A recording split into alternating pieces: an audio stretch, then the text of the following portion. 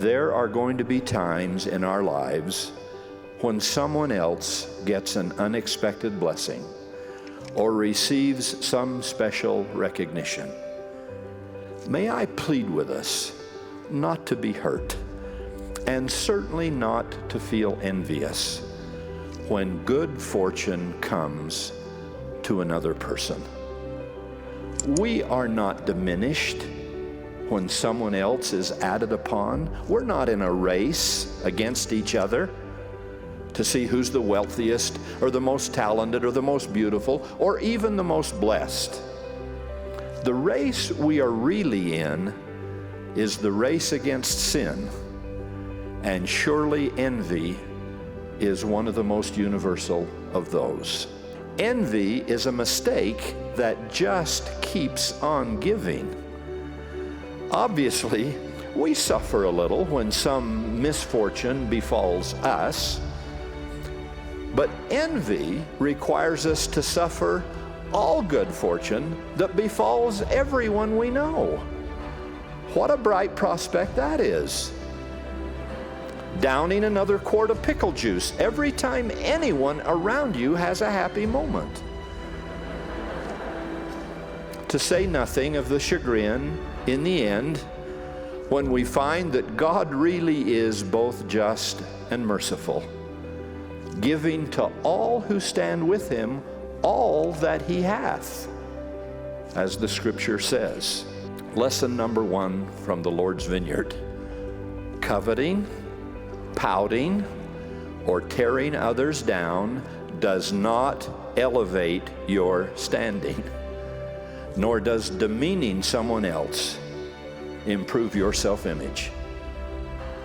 So be kind and be grateful that God is kind. It is a happy way to live. The formula of faith is to hold on, work on, see it through, and let the distress of earlier hours fall away in the abundance of the final reward. Don't dwell on old issues and grievances, not toward yourself, nor your neighbor, nor even, I might add, toward this true and living church. The majesty of your life, of your neighbor's life, and of the gospel of Jesus Christ will be made manifest at the last day, even if such majesty is not always recognized by everyone in the early going. So don't hyperventilate about something that happened at 9 o'clock in the morning, when the grace of God is trying to reward you at 6 in the evening, whatever your labor arrangements have been through the day.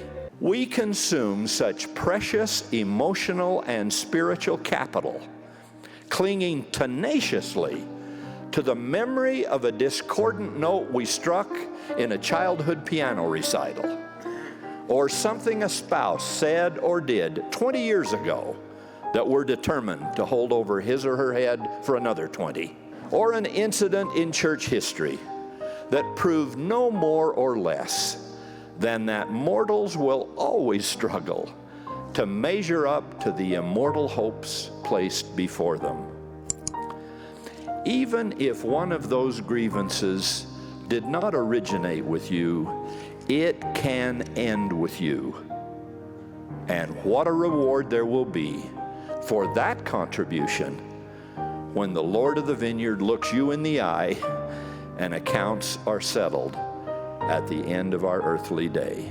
Surely the thing God enjoys most about being God is the thrill of being merciful,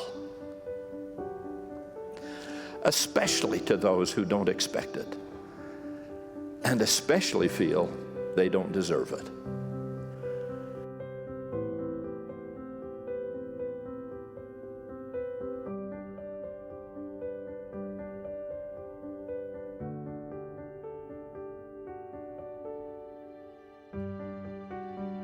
However late you think you are, however many chances you think you've missed, however many mistakes you feel you've made, or talents you think you don't have, or distance from home and family and God you feel you have traveled, I testify that you have not traveled beyond the reach of divine love. It is not possible for you to sink lower than the infinite light of Christ's atonement shines. Whether you are not yet of our faith, or were once with us and have not remained, there is nothing in either case you have done that cannot be undone. There is no problem which you cannot overcome. There is no dream that in the unfolding of time and eternity cannot yet be realized. Even if you feel you are the lost and last laborer of the 11th hour, the Lord of the vineyard still stands beckoning. Come boldly to the throne of grace and fall at the feet of the Holy One of Israel. Come and feast without money and without price at the table of the Lord. I especially make an appeal for husbands and fathers to, as Lehi said, awake and arise from the dust and be men. Not always, but often. It is the men who choose not to answer the call to come join the ranks. Women and children frequently seem more willing. Brethren, step up. Do it for your sake. Do it for the sake of those who love you and are praying that you will respond. Do it for the sake of the Lord Jesus Christ, who paid an unfathomable price for the future He wants you to have. I testify of the renewing power of God's love and the miracle of His grace. His concern is for the faith at which you finally arrive, not the hour of the day in which you got there. So if you've made covenants, keep them. If you haven't made them, make them. If you've made them and broken them, repent and repair them. It is never too late, so long as the master of the vineyard says there is time. Please listen to the prompting of the Holy Spirit telling you right now, this very moment, that you should accept the atoning gift of the Lord Jesus Christ and enjoy the fellowship of His labor.